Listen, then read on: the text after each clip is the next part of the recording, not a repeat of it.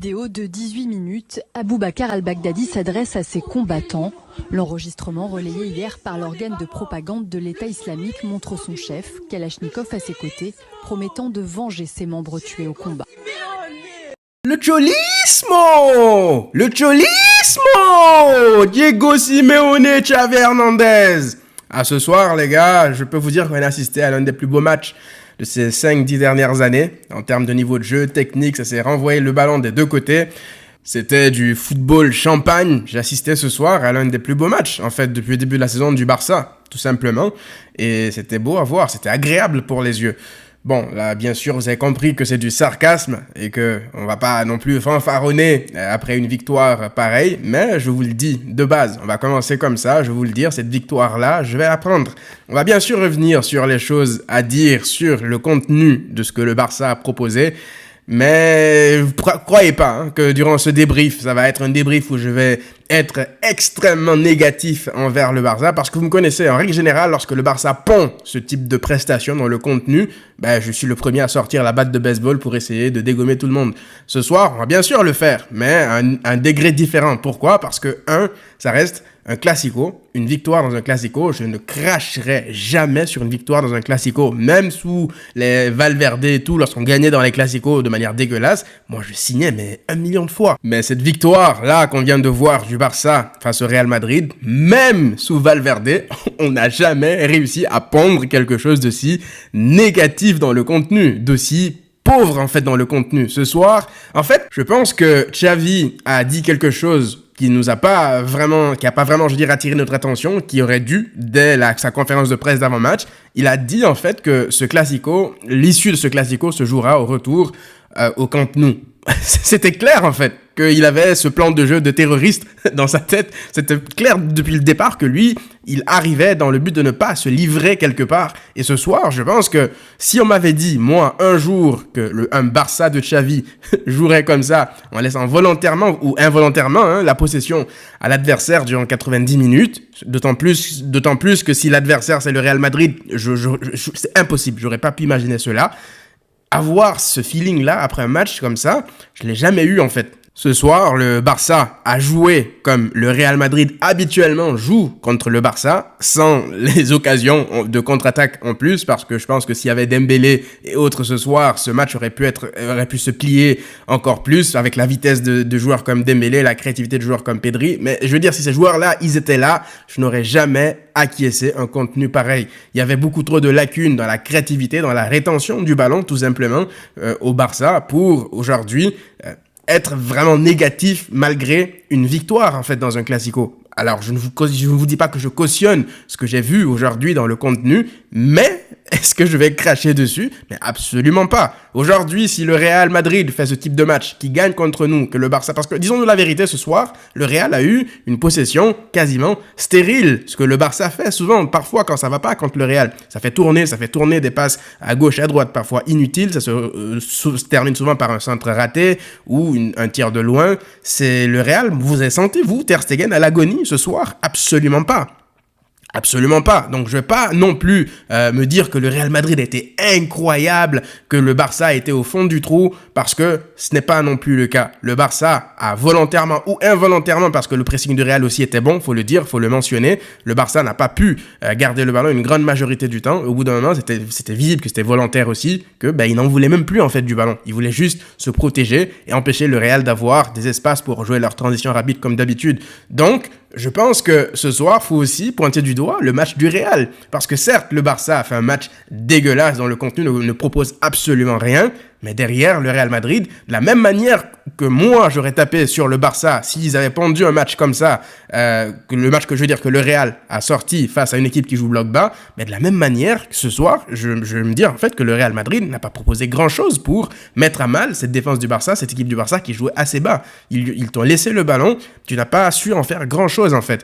Ça, c'est un point. C'est pas pour dire que le Barça, c'est bien ce qu'ils ont fait, non. Ça, c'est juste pour parler du Real Madrid. D'autant plus qu'à 1 ou 2 joueurs près, le Real aligne ce soir son équipe type quand même. Ça, faut le mentionner. Et le Barça se retrouve à aligner une équipe avec des blessés à gauche, à droite. Donc le Real Madrid, normal. Et en plus, c'est drôle parce que moi, je parlais avec des supporters du Real avant le match, même je parlais avec mon cousin qui est supporter du Real. Ils étaient persuadés que c'était le moment parfait pour nous mettre un gros score parce qu'on a tellement d'absents. En fait, parce que le foot n'a pas de mémoire, encore une fois. Là, si le Real nous avait battu le Barça 3-0, 4-0, ben les gens, ils s'en foutraient, mais totalement qu'il y ait 59 absents du côté du Barça. Ils vous auraient dit, ça y est, le Barça, ils sont juste nuls, ils sont nuls, c'est comme ça. Ce soir, non seulement ils n'auront pas l'humiliation qu'ils auraient voulu avoir, mais ils vont tomber de très, très, très haut, parce que le Barça, avec ces absences-là, a réussi à aller arracher une victoire comme ça au Santiago Bernabéu dans le stade du Real Madrid, même si, encore une fois, la manière était dégueulasse. Maintenant, j'attends que les journalistes, les chroniqueurs, qui sont eux censés être neutres, tombent aussi sur le Real, comme ils ont l'habitude de tomber sur le Barça, lorsque le Barça a une possession un peu stérile, comme un peu l'a fait ce soir le Real, parce que ça a souvent été le cas, si c'était le Barça qui était à la place du Real, avec une défaite à la clé ce soir, ça aurait été, incroyable, le Real Madrid, même en n'étant pas exceptionnel, il gagne des matchs, c'est ça la mentalité de la victoire, alors que le Barça, les passes inutiles, le jeu stéréotypé, ça y est, on est fatigué.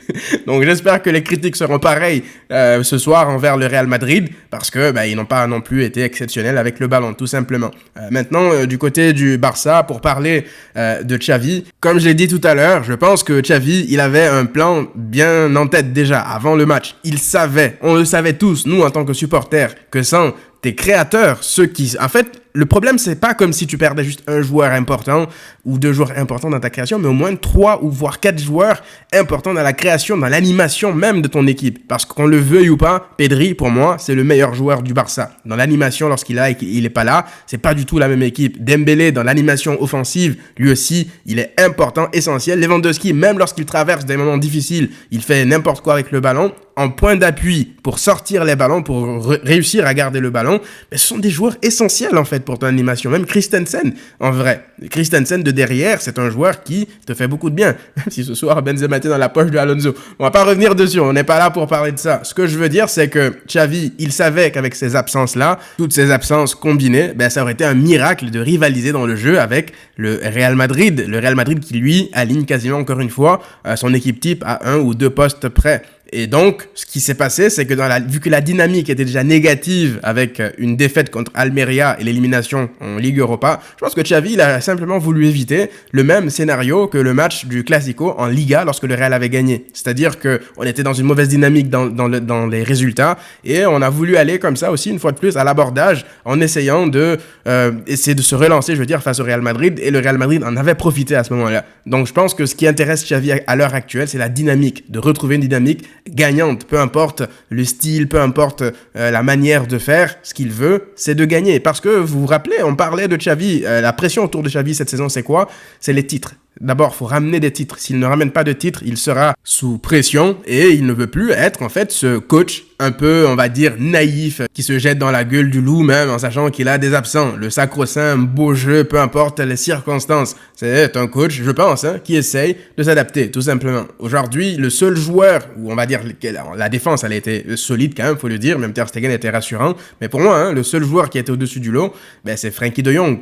Frenkie de Jong, c'était, à chaque fois qu'il touchait le ballon, je me rappelais que c'était le Barça qui jouait en fait. À chaque fois, Frenkie de Jong, lui, pour le coup, il a fait une masterclass. Avec le ballon, c'était difficile de lui prendre le ballon, il cassait des lignes, il crée des occasions. Ferran Torres, Rafinha défensivement, il a beaucoup aidé. Mais bon, je veux dire, ce soir, si on commence maintenant à dire du bien des joueurs parce que défensivement ça a été bien, ça veut bien dire que le Barça, c'est pas le Barça qu'on aime voir, quoi. Ça, c'est pas le Barça qu'on aime voir. Donc moi, j'aimerais bien parler de Rafinha en positif parce qu'il a apporté offensivement, en fait. Sauf qu'offensivement, et lui et Ferran Torres, ils ont été vraiment absents, ils ont été invisibles. Et à chaque fois qu'on sortait le ballon, on essayait de passer par eux en s'appuyant sur eux, on perdait systématiquement le ballon. Donc ça n'aide pas non plus pour avoir la rétention du ballon.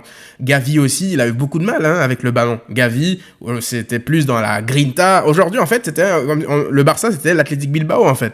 ou l'Atlético Madrid, c'était ça. Bref, on promettait au Barça l'enfer durant ce match avec une humiliation à la clé. Ben, il n'en a rien été. Le Barça retourne à Barcelone, du coup, en attendant le match retour avec une victoire, en attendant aussi qu'il y ait le retour des blessés, j'ai envie de dire, parce que là, ça commence vraiment à s'enchaîner les blessures. Là. On a besoin d'avoir un effectif au complet, de nouveau. Bref, je terminais en disant tout simplement que moi, je ne cautionne pas ce type de football, mais aujourd'hui et pour le reste de ma vie, le cholismo vit toujours, le cholismo.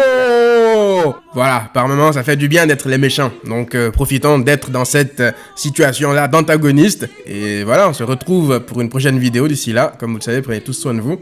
Et à très vite. Le cholismo n'est pas mort. Le cholismo vit toujours. Le cholismo. Diego Simeone.